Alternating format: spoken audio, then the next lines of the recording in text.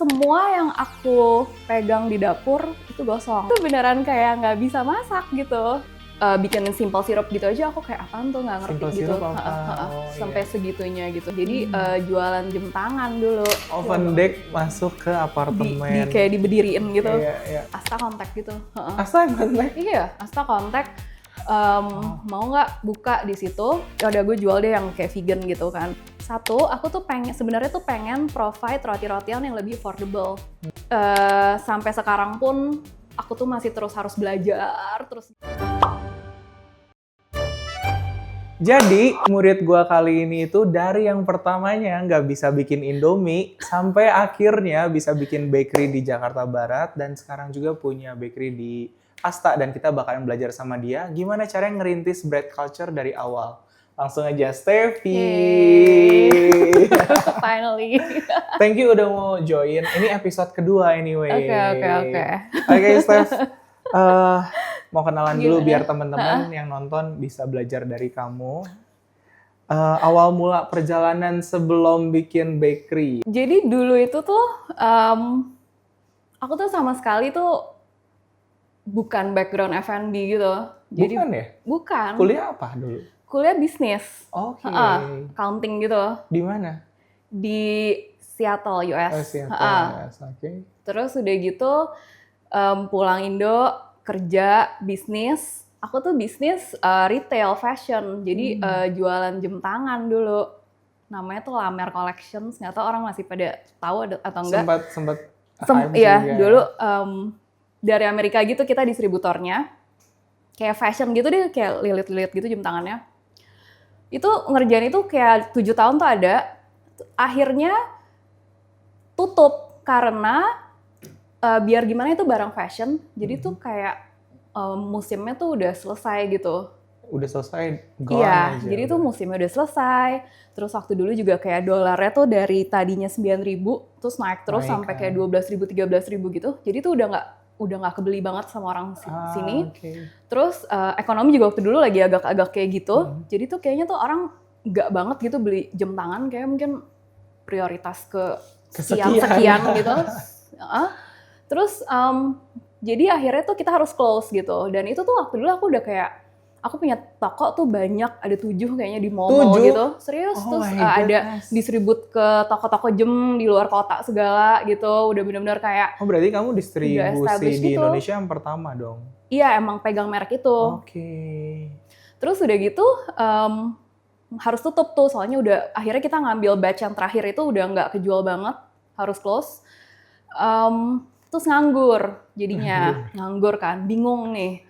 Gila gue mau kerja apa, kayak gitu kan. Bingung banget waktu dulu bener-bener kayak bingung banget kerja apa. Cuma aku mikir lagi, kayaknya aku nggak mau deh kayak ngulangin cycle itu lagi gitu loh. Kayak jual hal tuh yang musiman gitu, nanti kayak gue udah kayak siklusnya udah gue udah kayak beres, setengah mati build satu perusahaan 5 tahun gitu, tiba-tiba kayak tutup gitu, hilang lagi kayak gitu. Kayak masa gue mesti kayak begitu gitu. Kayak itu kayak gue nggak mau deh kayak gitu. Terus udah gitu mikir lagi, kayak gue nggak mau juga deh yang pakai dolar-dolaran begitu deh, puyeng banget gitu kan.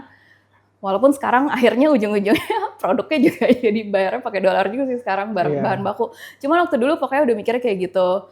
Terus udah gitu mikir mau kerja apa. Jadi kayaknya sih gue harus cari barang tuh yang sustainable, saya pikir kayak gitu. Cuman kan nggak mungkin kan saya jualan beras lah, sembako gitu kan. Soalnya maksud saya, maksud saya kalau gue bisa sih mau gitu. Cuman kan pasti udah ada orangnya, udah ada pemainnya gitu kan. Nggak mungkin dong saya tiba-tiba datang jual kayak beras kayak gitu-gitu kan. Jadi mikir lagi gue jual apa gitu. Nah, terus di saat itu kesehatan juga tidak baik gitu. Aku tuh waktu dulu tuh kayak gila, aku jerawatan satu muka tuh nggak bisa sembuh-sembuh gitu. Kayak sampai mau keluar rumah juga kayak nggak pede banget gitu ya. Akhirnya tuh ke dokter gitu, nyari kenapa gitu. Akhirnya tuh ke dokter alergi. Tes alergi gitu. Tahu-taunya dia bilang, oh ini alergi sama gluten, dairy, sama eggs. Dia bilang kayak gitu. Jadi gitu kan. Terus itu akhirnya tuh baru kayak, oke, gue cari yang produk-produk yang gluten free, egg free, vegan free gitu kan. Yeah.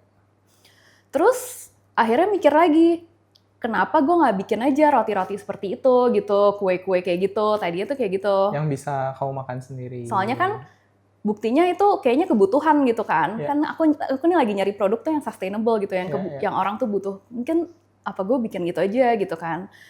Tapi bener-bener kayak nggak bisa masak nih ya. Dulu tuh parah banget ya, kayak pokoknya tuh bener-bener nggak bisa masak, nggak bisa apa-apa. Terus mikir mau produk, ya udah gue jual deh yang kayak vegan gitu kan, gluten free gitu. Akhirnya tuh ya udah, baru itu tuh mulai masuk cari-cari tempat-tempat yang bisa belajar seperti itu. Ya. Jadi tuh benar-benar dulu tuh.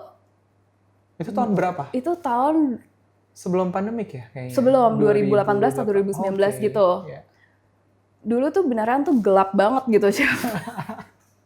Itu semua, siapa yang bilang, maksudnya kan dulu kamu pernah bilang, gue bikin Indomie aja gagal, gosong jadi ya? Dulu tuh basically tuh semua yang aku pegang di dapur itu gosong. Oh, berarti nggak cuma Indomie dong? Nggak cuma Indomie, itu beneran kayak nggak bisa masak gitu. Jadi tuh sampai akhirnya bikin Indomie aja gosong gitu. Saking nggak pernah ke dapur mungkin. Terus udah gitu, ikut terus kelas, akhirnya kan, ikut kursus. Akhirnya gitu. tuh ketemulah baking course yang vegan kayak gitu, which is kayak sebelum aku ketemu kamu kayaknya ada satu guru lagi tuh, dia buka kelas seperti itu gitu di situ. Di Alam Sutra? Di Alam Sutra, Bake and Artisan. Yeah. Terus akhirnya aku, yaudahlah coba deh di situ juga cuman kayak lihat-lihat aja gitu kan, nggak ngerti gitu kan. Terus udah gitu kayak gimana, terus akhirnya tuh dibilangin.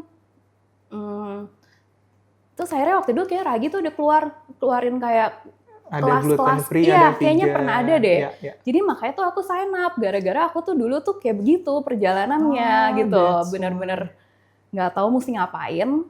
Jadi tapi butuh untuk mencari apa yang mau diusahakan. Ya. Terus kita ketemu di sana. Ketemu karena kondisi aku dulu tuh alergi gini gitu, pengen bikin gluten free. Akhirnya tuh ketemu lah si Ragi itu.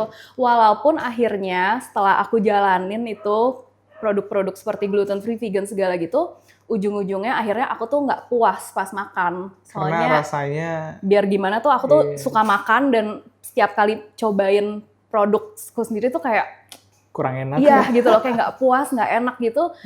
Akhirnya tuh udahlah gue switch aja deh, yang penting gue bikin roti yang enak aja. Akhirnya tuh seperti itu. Cuman tuh pertamanya tuh maunya ke arah yang alergi seperti itu dulu.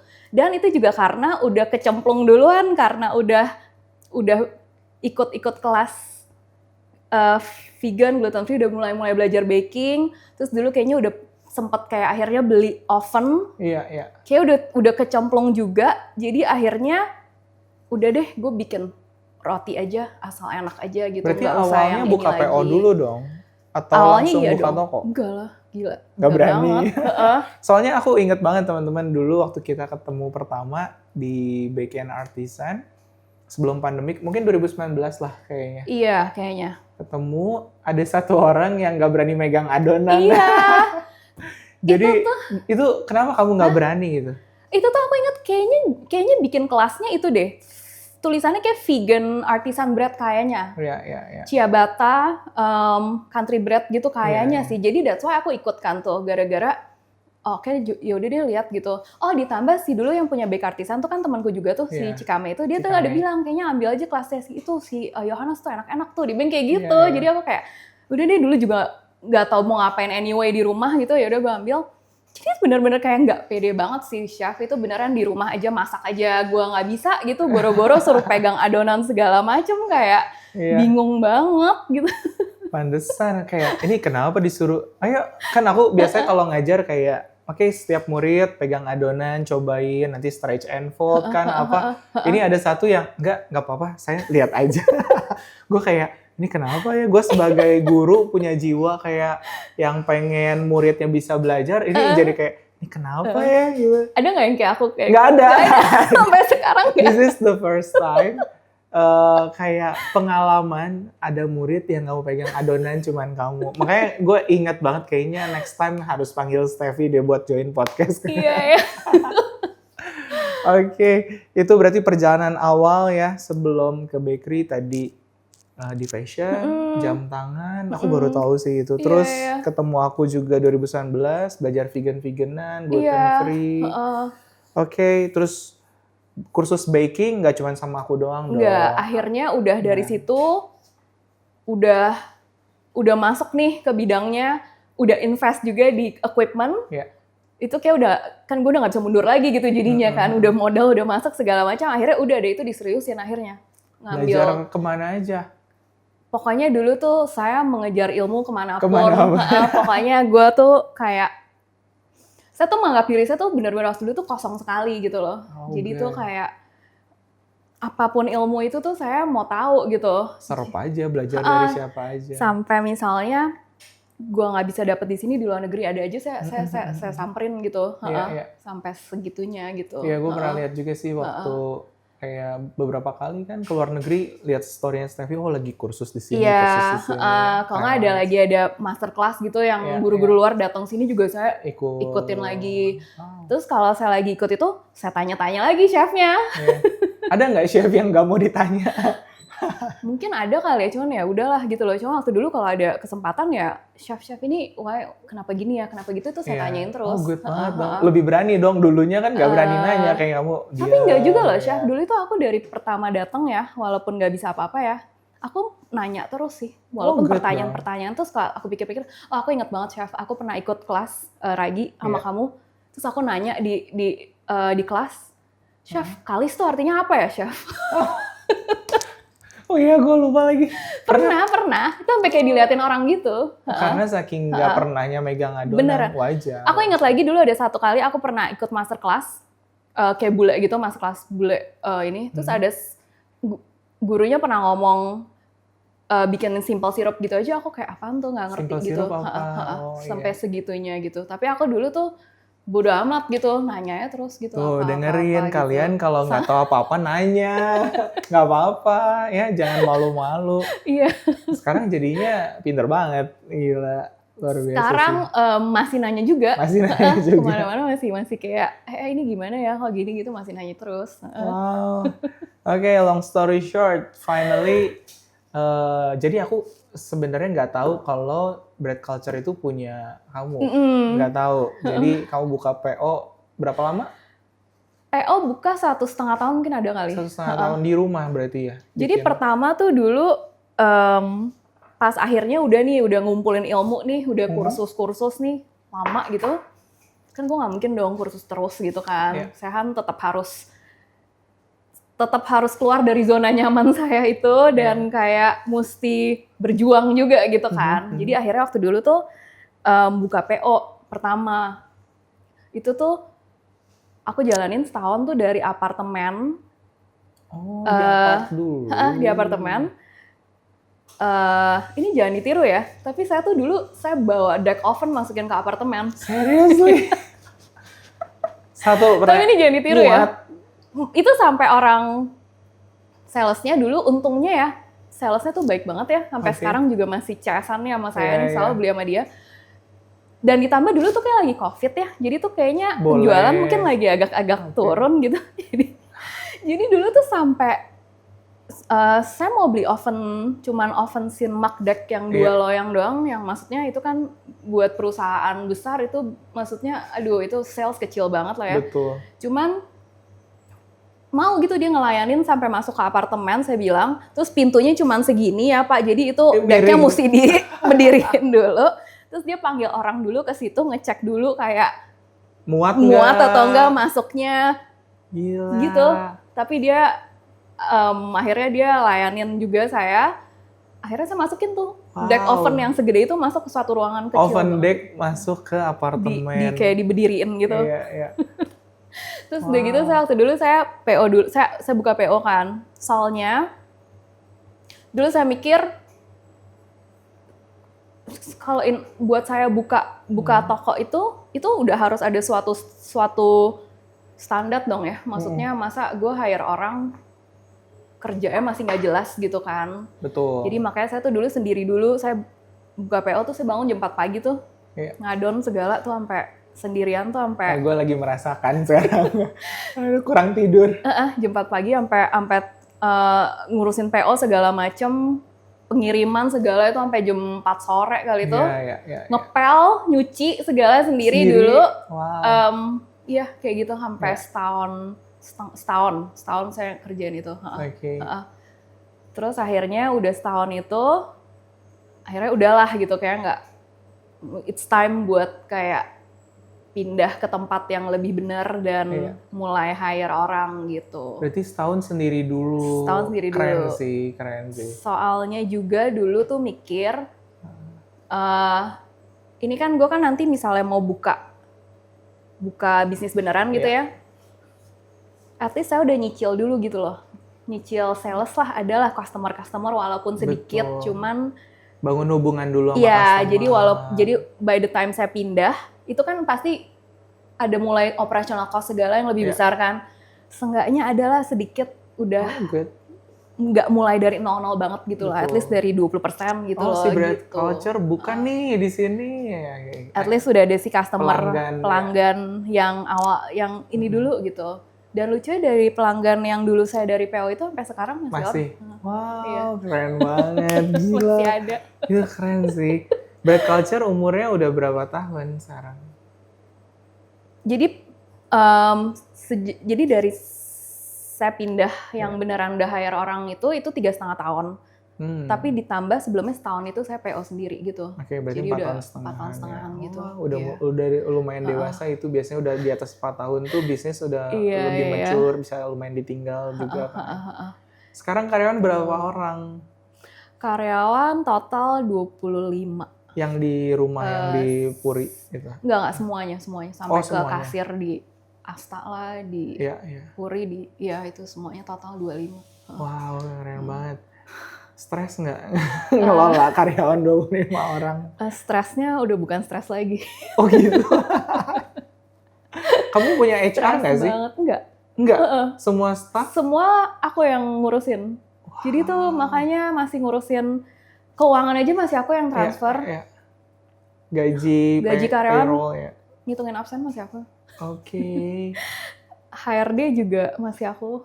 Jadi agak-agak lumayan gitu. HRD sih yang lumayan bikin pusing tuh. Cuman kalau interview orang tuh aku benar-benar kayak mesti aku sih. Aku beneran kayak ini seru banget soal interview. Aku punya hal yang sama. Semua tim mostly aku yang interview. Aku pengen tahu kriterianya Stevie. Kalau hiring orang, pertama yang dinilai apa? Bukan jago kan? Enggak, pertama itu basic skill tuh harus udah ada sih. Jadi tuh jangan sampai kayak 0 banget gitu ya. Jadi maksudnya seenggaknya tuh dia pernah kerja di hotel, atau enggak pernah di lulusan perhotelan, atau enggak lulusan tata boga gitunya tuh udah at least ada lah gitu loh. Setelah itu umur juga sih, Chef. Soalnya apa yang kamu rasakan ketika kitchen itu tuh sangat-sangat teamwork banget gitu. Jadi tuh suatu energi itu harus dibangun gitu. Jadi tuh mesti agak yang mirip-mirip juga nih. Aku lihat kriterianya, jauh kayak jenjang umurnya gitu-gitu. Tipe-tipenya tuh kayak apa sih, kelihatannya tuh mirip-mirip. Itu juga harus dijaga juga sih. Jadi jangan yang terlalu jomplang banget gitu, biasanya tuh nggak nyambung. Itu kan mereka tuh kerjanya benar-benar kayak saling ketergantungan sama lain gitu. Jadi harus yang karakternya cocok juga. Iya, karakternya kira-kira. Terus sisanya itu kan dari inilah ya, maksudnya sopan kelihatannya, pas interview on time gitu-gitu. Terus ditanya juga kenapa keluar dari kerjaan sebelumnya, itu ada alasan yang jelas gitu. Bukan yang kayak nggak jelas gitu. Tapi again itu pun mesti dites sih. Betul, setuju. Kamu probation berapa lama biasanya untuk staff? Dites di dapur dulu gitu kan? 3 bulan gitu, maksudnya biasa sih sebenarnya sebulan juga kita bisa lihat udah sih. Kelihatan. Cuman even 2 minggu pun juga sebenarnya kita udah bisa lihat gitu. Cuman kadang dari interview ada aja gitu yang kayak gue udah feeling banget sama nih orang, tapi ternyata pas masuk tuh enggak gitu. Gitu-gitu. Tetap harus dites sih. Iya, probation penting sih teman-teman tuh buat yang mau buka bakery. Jangan langsung hire kontrak kerja gitu. Probation dulu kontrak kerjanya buat 3 bulan at least Iya, buat benar. biar teman-teman tahu nanti kira-kira karakternya cocok nggak sama tim yang lain. Terus attitude-nya. Kalau aku cek attitude sih. Kayak dia bisa respect each other nggak. Kadang kan ada yang sok banget di dapur. Makanya itu kan kita juga mesti lihat juga gitu dari interview yang cuma 15 menit itu kadang nggak kelihatan. Kamu interview berapa kali? Sekali aja sih biasanya. Oh, sekali interview, visit langsung. Tapi aku nggak mau online biasanya. Iya. Harus ketemu langsung gitu. Jadi agak at least ada chemistry-nya kelihatan dulu lah gitu. Gitu. Iya. Terus probation 3 bulan, baru nanti dikasih kontrak kerja. Gitu. Ada yang paling lama nggak staff dari dulu sampai sekarang? Staff ada yang dari pertama aku hire itu sampai sekarang yang masih ada. Wow, gila. Ada lagi yang udah keluar, masuk lagi. Oke. Dia keluar negeri akhirnya. Oh gitu, pulang balik lagi? Iya, dia keluar negeri, terus pulang lagi ada juga. Gitu. Apa yang bikin mereka tuh bisa stay di tempat kamu? Kamu lihat ya, menurut kamu sendiri gimana? Atau cara Steffi memelihara mereka gimana? Enggak juga sih, jadi gini Chef, menurutku ya, aku dulu sangat-sangat terbantukan karena di saat dulu aku mau hire karyawan tuh pertama-tama, bingung banget kan, gila gue loh yang dulu dari PO di apartemen gitu tiba-tiba mau hire orang, mau orang kayak apa gitu, kayak siapa yang mau kerja sama gue gitu, terus mau seperti apa gitu tuh benar-benar kayak bingung banget kan. Dan dulu tuh lagi COVID, jadi tuh dulu tuh hotel semua lagi tutup. Betul. Jadi pas saat itu, saya sekarang baru ngeh gitu ya, pada saat itu saya tuh keluarin lowongan kerja, banyak banget yang mau apply, bagus-bagus banget kriterianya. Soalnya ex-hotel semua, bakery semua. Semuanya lagi pada tutup dulu, nggak ada ini gitu. Terus akhirnya, tapi dulu kan saya nggak tahu sih, jadi saya maksudnya dulu saya interview, tadinya mau siapa nih yang mau kerja sama gue gitu kan. Akhirnya ada yang udah masuk terus kayak nggak jadi lah apa, ntar nggak ada angkutan lah apa kesini gitu-gitulah segala macam. Nah akhirnya ketemu nih dua orang ini nih, si baker 2 pertama saya nih, ketemu 2 orang ini nih, kayak maksudnya oke lah dia ini, satu lagi juga kayaknya pas interview oke gitu masuk. Dan ternyata si 2 orang ini tuh bagus sekali kerjanya gitu. Dan saya cocok sekali gitu sama si orang ini. Jadi tuh mereka si 2 staff pertama saya itu tuh menurut saya udah sangat me-create standar yang sangat tinggi gitu di kitchen saya. Oh, it's such a blessing. Gitu. Jadi standar yang mereka udah dari awal itu tuh udah tinggi sekali gitu. Rapihnya, sistematisnya, kebersihannya, personality-nya, kayak semuanya tuh udah kayak di sini gitu. Lalu saya cari lagi kan baker ketiga. Dapat lagi juga mirip-mirip seperti itu gitu. Lalu selanjutnya copot pasang terus akhirnya tuh jadi tuh yang masuk tuh yang nggak sesuai sama si standar ini tuh keluar. Iya. Dengan sendirinya dia bakal nggak bisa di sini gitu. Dengan sendiri dia akan mental gitu. Betul. Tapi tuh akhirnya tuh maksudnya ini kan udah mungkin ada 2 waktu dulu mungkin ada 2 atau 3 orang atau 4 orang lah gitu udah seperti ini. Saya nyarinya waktu itu setengah mati, Chef, untuk ngelengkapin tim itu. Kayak copot pasang setengah mati ya, karena itu mental semua gitu kan, nggak seperti soalnya itu. Standarnya udah tinggi banget. Mental semua. Tapi at least udah ada si orang-orang ini gitu loh. Jadi at least fondasinya tuh udah ada gitu. Wow, keren. Akhirnya itu copot pasang, drama ini, drama itu segala macam. Akhirnya menurut saya kekumpul tim yang sangat solid itu setelah 2 tahun. Wow, 2 tahun. Iya, itu perjalanan yang panjang loh. Itu beneran kayak capeknya setengah mati. Jadi ntar bisa yang kayak, bisa ya pernah ya dulu ya, mau resign besok nggak masuk lagi kayak gitu. Bisa yang kayak gitu-gitu. Pernah ada 2 orang at the same time keluar lah. Itu gila banget ya. Terus orderan? Iya, itu saya yang harus turun tangan. Iya. Dan kita tuh ada shift malam, jadi saya tuh udah kayak harus standby terus tuh malam, pagi apa gitu udah Iya. Akhirnya baru pelan-pelan tuh kebentuk gitu. 2 tahun. Wow, gitu. Keren banget. Itu lumayan tiring, apalagi kamu handle semua masih admin masih. Iya, admin juga itu kayak copot pasang segala semuanya. Finance semua. Terus HR sih, itu kan pasti berantemnya staff nyampe kamu langsung kan? Makanya iya. Nggak disaring dulu sama HRD, baru Bu Stevi ini ada kendala ini langsung aja. Itu mungkin next step. Jadi maksudnya aku build tim aku dulu yang inti banget ini nih. Nanti mungkin seterusnya setelah ini bolehlah aku ada HR gitu yang untuk kayak nengahin semuanya karena udah banyak gitu. Tapi untuk kemarin itu maksudnya itu belum prioritas saya sih gitu. Fokusnya pondasi dulu. Prioritas saya tuh kayaknya udah masih ada yang banyak yang lain gitu loh. Gitu yang mesti dibenerin dulu gitu. Wow, keren banget. Iya. Oke, next aku mau tanya visi misi dari Bread Culture apa sih? Visi misi Bread Culture, oke. Jadi Bread Culture itu kita tuh spesifik mau jual roti-rotian yang gimana ya? Pokoknya kita tuh akan selalu menghadirkan roti-rotian dengan kualitas dan bahan-bahan yang terbaik, yang kalau dimakan juga maksudnya aman. Terus semoga juga rasa-rasanya orang tuh bisa nyaman juga dimakan, juga suka, dan semoga bisa menjadi nutrisi juga untuk orang-orang customer kita yang makan. Pokoknya seperti itu gitu. Soalnya premium banget sih kalau aku cobain, memang bahannya.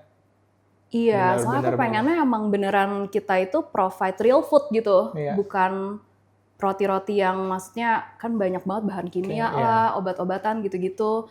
Yang mungkin cuman enaknya doang tapi ada sisa-sisa side effect gitu-gitu atau enggak mungkin ya emang yang penting murah gitu atau apa gitu-gitu itu nggak bisa gitu pokoknya. Bukan standarnya Stevi. Iya, pokoknya Bread Culture itu akan menghadirkan tuh roti-roti yang dengan kualitas terbaik gitu. Wow. Kenapa namanya Bread Culture? Oke, soalnya gini. Jadi dulu tuh pas zaman-zaman aku buka dulu tuh Bread Culture itu semua bakery itu jualannya croissant. Ya, jadi tuh lagi musim tuh ngetren kan croissant di mana-mana tuh. Saya tuh nggak mau orang datang ke Bread Culture expect kita tuh jual croissant. Soalnya kita nggak mau jual croissant gitu. Tapi kan orang kayak udah persepsinya tuh kalau ke bakery pasti aja kayak jualnya croissant kan. Jadi saya tuh nggak mau gitu. Makanya saya tuh mau pakai nama bread gitu depannya gitu. Pokoknya kita jualnya bread kok gitu. Culture itu karena cici aku tuh buka salon di atasnya namanya tuh Lash Culture. Jadi tuh kayak, gue Bread Culture aja ya gitu. Lagian culture, lagian culture itu kan artinya kultur kan, kayak ragi-ragian gitu. Kayaknya cocok juga gitu. Jadi iya ya pas gitu ya udah. Gitu. Makanya waktu aku visit, atasnya kok ada. Iya dia duluan, dia udah lama banget buka Lash Culture. Berarti dari kan tadinya di apartemen setahun setengah, udah gitu akhirnya decide buat buka di rumah. Nah itu akhirnya sebenarnya gini, kita itu keluarga emang lagi bangun rumah gitu, emang mau pindah ke Permata Buana. Terus emang waktu dulu udah direncanakan, yaudahlah ini aja buat bikin. Maksud buat saya usaha gitu, nggak harus bakery sih, maksudnya saya mau usaha buat dipakai lah buat kantor atau buat apa gitu kan, nggak gitu kepake juga itu tempatnya gitu. Jadi di dalam perjalanan mau bangun rumah itu kan lama banget tuh, kayaknya 4 tahun atau berapa gitu, itu saya nyolong start dulu di apartemen gitu, biar nanti pas gue buka tuh gue udah siap, lumayan siap lah gitu. Si ciciku itu tadinya dia di tempat lain, terus akhirnya pindah juga. Iya, tadi nyewa gitu di tempat lain, terus akhirnya pindah. Berarti juga bareng dong pindah ke sana? Iya, barengan. Wow, keren banget. Gitu. Most favorite sekarang roti apa? Bread Culture? Buat aku pribadi atau best seller buat customer? Buat kamu dulu dong. Buat aku pribadi ya, oke. dari dulu aku tuh suka banget sama pesto chicken, cuman nggak tahu ya orang Indo kayaknya agak mungkin terlalu barat atau apa kali ya. Jadi maksudnya it's not really our best selling item, tapi itu favorit saya. Oke. Terus saya suka banget juga sama salt bread. Oh iya, salt bread iya. Yang si original salt bread kita sama garlic salt bread kita itu. Itu penjualannya kemarin tinggi banget juga. Aku dengar-dengar gila itu sold out terus tuh. Iya, dulu sempat sampai kewalahan juga sih dulu. Wow. Gitu. Kalau misalnya customers favorite? Customers favorite selalu si truffle mushroom itu. Iya, dari dulu. Iya, tapi itu lucu loh. Aku tuh bikin itu tuh lucu. Sampai aku pertama kali bisa ada produk itu. Itu dulu di apartemen itu tuh yang pas masih belum tahu mau jual apa, masih kursus-kursus tuh coba terus kan bikin roti. Aduh, nggak enak buang, udah sampai kayak bingung banget. Suatu hari aku bikin roti ham and cheese. Oke. Ham and cheese terus kayaknya kok gue makan kurang nges gitu. Jadi aku tambahin egg mayo lagi gitu. Kurang nges gitu. Aku bikin roti ham and cheese terus tuh terus udah gitu keponakanku tuh lagi nginep gitu waktu dulu kan. Terus mereka tuh kayak habis berenang gitu, kelaparan gitu. Udah makan apa? Terus gue sodorin nih ya. Terus mereka tuh doyan banget gitu. Iya, jadi akhirnya tuh itu oke, ya udah gue dapet satu nih. Satu lagi apa? Aku lagi pengen kayak jamur orang suka ya gitu. Iya. Terus akhirnya bikin truffle mushroom, terus kayaknya kok kurang nendang ya, aku tambahin cream cheese lagi, kurang nendang lagi nih kayaknya nih, nambahin bacon lagi gitu. Terus dicobain lagi, doyan juga itu. Truffle, cream cheese, itu nggak ada, itu kombinasi yang itu beneran di otakku aja itu, sampai akhirnya keluar. That's why harganya juga. Harganya gitu. Gitu. Iya, inget banget dulu bread culture buka di Perbun, semua orang bilangnya ini roti mahal, ini roti terculture katanya mahal dulu banget. Dulu jual roti aku satu itu kan 47.000 kan. Iya, 40.000. Sekarang nih aku lihat bakery udah pada naikin sih harga. Jadi udah mungkin di 30-an, ada juga yang 40-an gitu. Tapi dulu roti yang 40.000-an tuh nggak ada sih. Nggak ada, cuman kamu doang sih. Aku sampai dikirimin sama murid, chef cobain deh. Terus aku storyin, tiba-tiba kamu ngebales, chef kok pesan nggak bilang-bilang. Lah, kok Steffi? Gue bingung kayak, Iya. Now I know ini rotinya kamu ternyata. Jadi dulu aku cobain tuh sebelum tahu itu punya kamu, bread culture. Dulu tuh pokoknya tuh kalau bikin roti gitu ya, pokoknya gue taruh gitu, kok kurang ngekick nih, tambahin lagi, kurang nih. Pokoknya abis gitu baru posting gitu, mampus gue segitu gitu ya. Cuman bodo amat deh gitu, yang penting menurut saya sih ini enak dimakan dan ini worth it banget gitu. Tapi kayaknya ada orang yang suka juga mikirnya pasti gitu kan. Iya gitu. Udahlah, jual segitu gitu. Mau gimana gitu. Ternyata warga Perbun kecolek. Langsung kayak ini roti Perbun memang standarnya Perbun segini gitu. Masuk banget. Tapi actually itu emang costnya gede sekali, Chef. Pasti aku banget tuh emang kalau gila sih. Iya, jadi berat lagi masalahnya. Iya. Isinya jadi bukan banget. Kayak sebenarnya sih nggak mau harga segitu, tapi emang secara cost tuh emang mahal sekali gitu. Wow. Ini seru juga waktu nggak lama, mungkin sekitar setahun 2 tahun kali akhirnya tiba-tiba buka di Asta. Oke, iya. Gimana ceritanya bisa buka di Asta? Gitu? Ini juga lucu banget sih. Jadi tuh aku tuh somehow di pikiran aku yang paling belakang gitu, maksudnya aku pas dulu tuh di apartemen tuh masih kayak PO di rumahan kayak gitu ya. Aku tuh dulu tuh pernah mikir gitu, keren banget ya buka di Asta gitu. Tapi kan dulu banget ya, maksudnya gile, kayak nggak mungkin banget gitu. Saya masih zamannya yang kayak di apartemen buka-buka PO, belum even punya staff segala macam. Keren banget ya kalau punya di Asta gitu. Pernah mikir gitu. Cuman gitu doang. Okay. Terus udah gitu waktu dulu tuh mau expand, udahlah. Maksudnya udah it's time buat bread culture buka cabang lain gitu. Udah siap lah gitu. Mau ke Jakarta Selatan, mau ke Jaksel. Nyari tempat tuh. Sama ciciku tuh mau berduaan buka gitu, cari tempat setengah mati gitu, naksir sama satu tempat, satu ruko gitu di Dharma Wangsa gitu. Dulu tuh udah ngincer banget daerah situ, suka banget gitu. Somehow nggak jodoh banget sama itu tempat. Jadi tuh udah DP, tiba-tiba, udah DP, tiba-tiba totonya suratnya nggak beres lah. Terus nanti udah gitu, terus totonya yang sebelah yang tadi disewain udah keburu diambil orang, begitu-begitu pokoknya akhirnya tuh nggak jadi gitu. Terus akhirnya tuh kayak, gila, kok nggak bisa sampai kayak gini gitu kan. Kayak pokoknya gue tuh nggak suka sama tempat lain kecuali situ. Saya udah nggak bisa kepikir lagi tuh mau buka di Jakarta Selatan mana lagi gitu kecuali situ gitu kan, nggak suka. Terus sempat mikir ya, gila ya ini gimana ya nggak dapet di sini gitu ya. Apa jangan-jangan gue meant to be buat buka di Asta ya gitu. Soalnya kan kayaknya it's a dream. Iya gitu. Jangan gue emang harusnya buka di Asta gitu. Soalnya ini tuh kok nggak jodoh banget gitu. Tapi kan ya udah lah gitu. Ya bener loh, Chef. Nggak lama tuh ya adalah selang sebulan 2 bulan Asta kontak gitu. Asta kontak? Iya, Asta kontak. Mau nggak buka di situ? Terus aku ke situ. Space-nya juga maksudnya nggak sampai gede-gede banget gitu, kayak bisa lah gitu, cocok lah gitu dengan luasannya.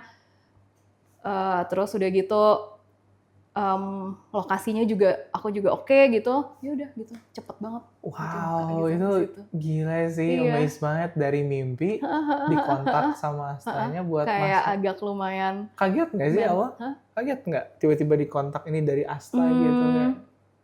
Yang kontak tuh sebenarnya ada gitu dari mana mau apa gitu ada. Cuman selalu aku tuh kayak enggak deh, kayaknya Bread Culture bukan deh di situ gitu. Walaupun itu mall besar atau apa gitu, cuman kayaknya nggak cocok deh di situ gitu. Cuma akhirnya tuh Asta kontak, ya udah oke, yuk. Iya, soalnya Asta setahu aku curated banget brand yang masuk itu.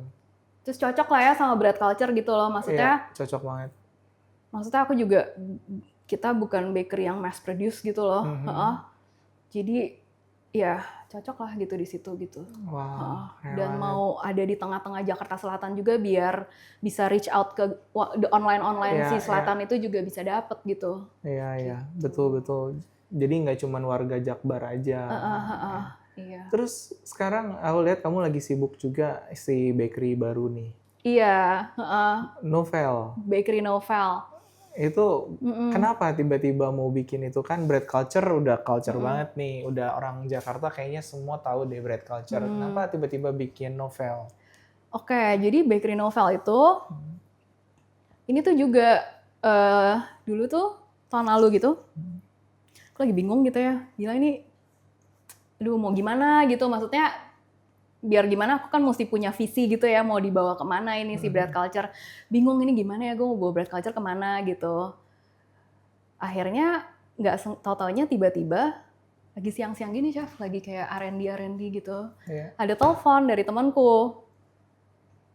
Padahal dulu juga nggak kenal-kenal banget sih sama dia gitu loh, baru kenal kan. Terus gitu dia kayak, Steph, gue lagi sama orang Range Market nih. Mereka lagi cari bakery, katanya gitu. Nih lo ngomong ya sama dia ya gitu. Terus katanya dia bilang katanya iya saya lagi cari bakery, dia bilang kayak gitu buat kayak di supermarketnya dia gitu kan. Which is itu menurutku itu cocok dengan yang kayak aku mau gitu loh. Soalnya satu, aku tuh sebenarnya tuh pengen provide roti-rotian yang lebih affordable. Jadi kan kita punya topping kan sekarang tuh emang mahal sekali ya. Tambahin adonan ini wah gitu emang costingnya mahal sekali. Aku tuh emang agak pengen provide something yang lebih affordable gitu, lebih light juga, lebih kecil-kecil juga gitu. Ke situ terus udah gitu terus mereka kan yang nawarin kan Range Market kan, jadi tuh dia kan ya kalau di sini udah oke gitu kan, maksudnya dia maunya kita ada di tempat-tempat lain juga kan. Agak gak cocok kalau aku bawa Bread Culture untuk kayak di cabang-cabang Range Market yang nggak tahu nanti di mana gitu loh. Jadi mungkin nggak eksklusif lagi. Iya, dan nggak cocok aja sih dengan tipe rotinya tiba-tiba bukanya di mana gitu, kayak gitu. Jadi akhirnya aku bikin brand baru, namanya Bakery Novel by Bread Culture. Itu untuk provide roti-roti yang lebih kecil-kecil size-nya, toppingnya mungkin lebih simple. Jadi bisa lebih affordable, tapi tetap itu tuh dari adonan kita, dari kitchen kita yang sama, dengan bahan-bahan ingredients yang sama-sama. Tetap premium dan bagus gitu. Cuman kita coba adjust biar lebih bisa masuk ke lebih kalangan yang lebih bisa lebih affordable. Iya, kalangan yang lebih luas gitu. Udah berapa lama berarti ini? Udah berapa bulan? Baru buka Februari kemarin. Iya. How's gimana market ngelihat itu? Pada happy, suka? Yang beli Bread Culture sih. Ini jadi dapat market baru ini nih. Ini nggak tahu ya, mungkin tapi yang beli yang di Ranch Market itu juga karena dia tahu Bread Culture juga sih. Jadi ya mungkin nggak tahu lah. Cuman kita juga masih build itu gitu. Iya, masih nge-branding lah ya. Iya, masih. Ya kayak anak baru lah ini. Bener, masih mesti dipupukin, diairin, kayak. Berarti kitchennya sentral dong dari Bread Culture. Tapi di situ kita mau buka kitchen juga di situ. Oke, iya. Jadi supaya lebih efektif juga ya. Iya, jadi bakalan running kitchen juga di situ. Oke. Seru, nambah orang lagi, nambah dapur lagi, investment gila, lagi. Aduh. Jual rumah nih. Alat-alat bakery gila kan, mahal sekali banget. Sih. Itu benar-benar ya. Semua untung tuh kayaknya udah ada aja gitu loh, nanti udah setengah mati gitu ya. Ada aja mesti beli kulkas lagi, ntar mesti ini lagi, semua tuh equipment semua deh. Beli retarder ya. Beli oven, itu harganya. Mixer rusak, mesti ganti yang baru. Emang alat oven tuh luar biasa sih. Investasinya nggak murah. Tapi kamu sediain budgeting nggak? Kalau aku di Ragi itu finance selalu ada dana tabungan di mana kita collect nanti supaya waktu investasi itu nggak kaget kalau perlu benerin atau perlu beli. Jadi barang aku lagi. Sekarang sistemnya gini. Jadi ada satu uang yang mungkin dulu modal equipment itu nggak aku tarik. Jadi maksudnya misalnya berapa ratus juta gitu ya. Itu kan biar kita kan perusahaan pasti kan ada untung buat maksudnya ada balikin modal yang ini kan. Ya udah balikin modal ininya saya simpen terus buat nanti kalau mau beli equipment baru ya dari situ terus diputerin gitu. Aja terus. Diputerin terus gitu. Ya good dong. Kalau enggak soalnya hilang man. Tiap bulan mixer rusak harus gimana? Kita keluar uang pribadi. Terus kalau enggak duitnya udah dipakai buat jalan-jalan dulu tiba-tiba mixer rusak nggak ada uang. Iya itu kacau sih. Ini fun fact juga teman-teman. Aku ngerintis Ragi kan berarti udah tahun ke-8. Ini udah mau 9 tahun. Itu to be honest aku nggak pernah digaji as an owner, director, aku nggak pernah terima gaji. Jadi setiap bulan itu aku dapat fee-nya tuh insentif dari ngajar doang. Jadi sama kayak pengajar yang lain, mau ada Chef Vincent, Chef Ricky, Chef Bella, ya sama aja kita as a trainer dapatnya sama sesuai jumlah muridnya. Ya puji Tuhannya muridnya banyak, jadi aku dari situ aja udah cukup gitu untuk hidup, nggak perlu gaji lagi dari Raginya. Jadi Raginya kan bisa nabung lebih banyak. Jadi buat misalnya kayak kemarin dari Bandung kita buka di Jakarta itu nggak pusing ngeluarin uang pribadi lagi karena tabungannya udah ada. Itu aku emang udah ada pos-posnya sendiri sih itu. Sama kan di pos-posnya. Ini posnya ini. Iya penting banget. Terus THR juga emang, yang kadang kaget itu udah dari dulu aku udah pengalaman dulu. Jadi itu emang setiap gajian tuh udah ada yang disisihkan, udah dicicil. Nggak nangis sih. Dulu tuh mau lebaran. Kan lu udah pernah kerja dulu sebelumnya kan. Loh, gila. Tiba-tiba nggak ada. Gon, celing, hilang. Tabung kan THR. Iya, kayak gitu. Ya itu penting sih teman-teman. THR itu suka bikin kaget jantungan gitu. Sekarang aku lagi mikir ya, kayaknya mesti nyicil dolar juga, Chef. Karena naik terus. Karena harga bahan baku semuanya di dolar kalau kita pakai itu. Bener. Butter segala macam itu kan naik itu terus kan. Kurs alat juga tahu. Jadi kayaknya jangan-jangan gue udah harus kayak diversify ke situ juga buat kayak cover resiko-resiko itu. Kalau aku sih beli saham US terus. Like every month dapat uang disimpan. Tapi saham kan takutnya nanti pas lagi dipakai mau pakai dia lagi turun lagi apa gitu-gitu. Ya kalau nggak cash. Iya. Ya kalau misalnya ya memang carinya kalau aku sih saham-saham yang nggak terlalu versatile gitu, yang memang di US perusahaannya memang bagus, beli beberapa aja. Sisanya cash sih, yang maksudnya dari uang dolarnya. Soalnya beneran ya sekarang tuh jadi kayak setiap mau beli, cuman beda berapa bulan ya, setiap mau beli equipment ya udah naik harganya. Iya, udah nggak tahunan. Dia udah kayak kemarin beli mixer, Pak? Terus saya baru 3 bulan lalu beli yang sama. Iya kan dolarnya udah naik, kayak gitu. Iya. Memang menyebalkan. Menyebalkan banget. Iya, tolong ya, dolar jangan tinggi. Rupiahnya ditinggiin. Itu bahan baku beneran loh, itu dari butter semua. Kan kita pakainya keju segala dairy tuh udah deh ngikutin. Coklat. Iya, si bread culture atau bakery novel ini ada yang bisa B2B nggak? Atau semua B2C? So far kita B2B tuh yang polos-polos aja sih.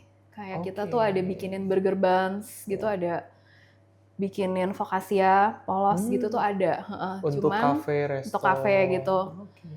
Kalau yang produk-produk gitu belum, tapi aku terbuka gitu loh. Cuman mesti diomongin lagi gitu loh, kayak mau produknya apa. Soalnya kayaknya nggak mungkin gitu ya produknya bread culture tiba-tiba dijual juga di kafe lain gitu. Atau kan mungkin agak aneh, ada bakery atau kafe, contohnya dia nggak punya investasi gitu ya buat bikin bakery lagi, tapi mereka pengen punya produk bakery, bisa nggak sih mereka request SKU-nya sendiri, kayak mereka pengen roti ini ke bread culture. Ada yang malah kasih resep ke kita, suruh kita bikinin. Maklun dong. Iya, dia bilang, udah gue pusing ngurusin karyawan, mesti hire baker lagi, mesti beli alat lagi. Terus jadi request. Jadi dia kasih resep, suruh kita aja yang bikin gitu. Ya udah. Lumayan tapi. Ya nggak apa-apa sih, ya kan kita emang udah running itu, jadi ya udah. Iya, oke. Jadi siapa tahu yang nonton yang punya bisnis cafe resto bisa pengen request. Seru juga. Ada nggak value yang kamu selalu pegang dari bisnis kamu dulu, terus kamu keep sampai bahkan buat bread culture sekarang atau bakery novel sekarang, yang itu harus value yang harus dijalankan dan diaplikasikan terus? Sustainability sih menurutku sih. Jadi makanya aku tuh nggak pernah ya ikut-ikutan kayak lagi musim Dubai coklat lah, nggak bikin man. Nggak gitu. Lagi musim apa Bika Ambon gitu, nggak pokoknya. Jadi menurutku harus sustainable sih, dan itu bukan cuman ke produk ya, tapi secara aku hal-hal kecil pun juga aku tuh mikirin itu gitu. Mesti keberlangsungan stabil dan keberlangsungan seluruhnya gitu loh, bukan yang kayak cuman. Termasuk karyawan juga dong. Karyawan juga. Milih toko juga, buka desain toko juga. Iya. Biar brandnya kuat. Kuat gitu. Bukan yang tiba-tiba lagi musim apa ikutan. Iya gitu. Kalau nggak desainnya juga misalnya 2 tahun lagi kayaknya orang udah bakal bosen packagingnya gitu-gitu. Aku nggak sih. Aku selalu konsisten tuh aja di maunya satu. yang sustainable gitu. Gitu. Wow, keren banget. Cari tadi kan karyawan sekarang udah mulai banyak juga ya. Cari karyawan juga nggak mudah. Tadi kita sempat ngobrol, ternyata anak-anak NHI semua ya. Kok bisa? Banyak. Oh banyak. Kok bisa? Kenapa? Karena dari satu orang cocok, terus udah gitu nyari temennya lagi, cocok lagi. Gitu. Terus aku juga mesti keep maksudnya orang-orangnya yang sesinergi sama gitu, yang jangan terlalu jomplang gitu, yang backgroundnya juga sama gitu-gitu. Jadi ujung-ujungnya situ-situ lagi. Situ-situ lagi. Terus nyarinya juga gampang, kamu tinggal bilang, ada nggak temen lo yang mau? Tapi gitu. Atau kamu tetap buka CV? Tetap buka. Cuma kalau NHI aku udah lumayan diprioritaskan gitu. Kenapa nggak ngambil yang raw gitu? Kamu kenapa decide ngambil anak-anaknya tuh yang udah at least edukasinya udah oke, standar basicnya udah ada, supaya kalau nimbang tahu ternya yang mana ya? Soalnya aku pernah dapat karyawan, Pak ini knowledge-nya gimana? Tapi ada kayak maksudnya nggak bisa semuanya aku hire-nya seperti itu juga sih. Ada juga sih yang kayak kadang asisten gitu. Nggak bisa juga sih semuanya anak NH gitu. Jadi mesti yang aku ajarin gitu juga ada. Tapi kenapa itu ya, soalnya dari satu udah ada satu lagi biar cocok aja gitu biar sih. Biar cocok ya. Terus enak gitu, udah ada basic gitu loh. Berapa persen anak NH di dapur kamu? Aduh, banyak. 3, more than 5. 50 mungkin ya. Setengahnya mungkin. Ya pasti lebih cocok satu sama lain karena kita di kampus diajarinnya sama dari attitude-nya. Terus attitude-nya juga mirip gitu loh, sama gitu. Itu penting di kampus itu, kalau di NH ya kita lucu sih. Dipentinginnya bukan jagonya, attitude-nya. Oh, oke. Harus respect each other sama kakak kelas gitu, kita harus respect gitu. Nggak ada lebih jago siapa. Oke. Itu yang menurut aku yang keren di NH itu diajarinnya attitude gitu. Oke. Terus mereka terbiasa untuk rapi, clean as you go. Iya. Datang rapi, pulang harus rapi lagi. Kerjanya enak gitu dilihat gitu. Gitu. Keren sih. Oke, ada tips nggak Steffi buat teman-teman mungkin yang mau bikin bakery? Apa ya? Satu aja.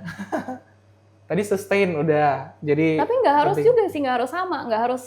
Aku kan mengadopsi sustainability karena dulu aku udah pernah kerja nggak jalan yang begitu-begitu, udah ada kayak karena masa lalu yang kayak gitu, gue udah nggak mau lagi gitu-gitu. Cuman kalau maksudnya sekarang aku lihat banyak yang juga keluarin makanan yang trending gitu-gitu juga jalan gitu, yang lagi viral-viral kayak gitu. Ada juga yang memang konsep bisnisnya untuk viral aja buat 2 tahun 3 tahun mereka ganti lagi. Bener, kayak gitu-gitu. Jadi ya itu maksudnya bukan tips juga sih gitu. It's not something yang aku haruskan. Maksudnya aku suruh orang untuk seperti itu, enggak juga gitu. Karena beda-beda ya resep dapur, beda-beda. Maksudnya setiap bisnis tuh punya resep yang berbeda kan, nggak selalu bisa sama. Mungkin kalau tips tuh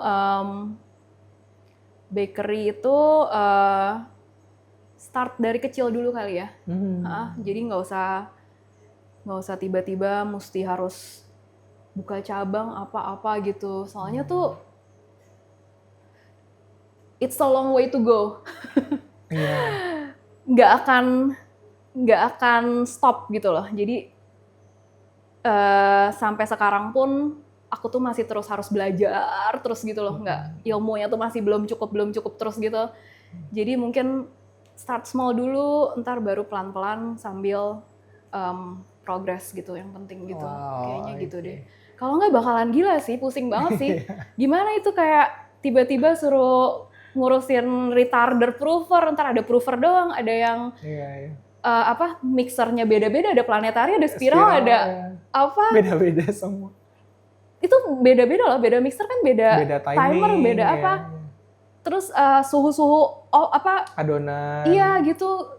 Iya, itu sih gila sih. Complicated, memang science in the kitchen bakery. Jadi, setuju ya? Itu mesti dipelajarin pelan-pelan gitu kayaknya. Iya, nggak mudah. Dan kalau dari aku tipsnya, jangan kalau buka bisnis, apalagi kita nggak ada background bakery, cuman modal uang sama hire orang aja buat run the business. Itu susah kan? Oh, berantakan pasti. Emang harus kalian turun ke dapur. Gitu. Dulu kayak pernah lihat postingan Chef Yohanes, kayaknya ada orang apa sih, dia kayaknya ganti-ganti suhu gitu, udah langsung kacau semua. Bingung kan? Iya, makanya. Dirusak sama satu head, ya ngomongnya head, CV-nya, kerja di mana-mana.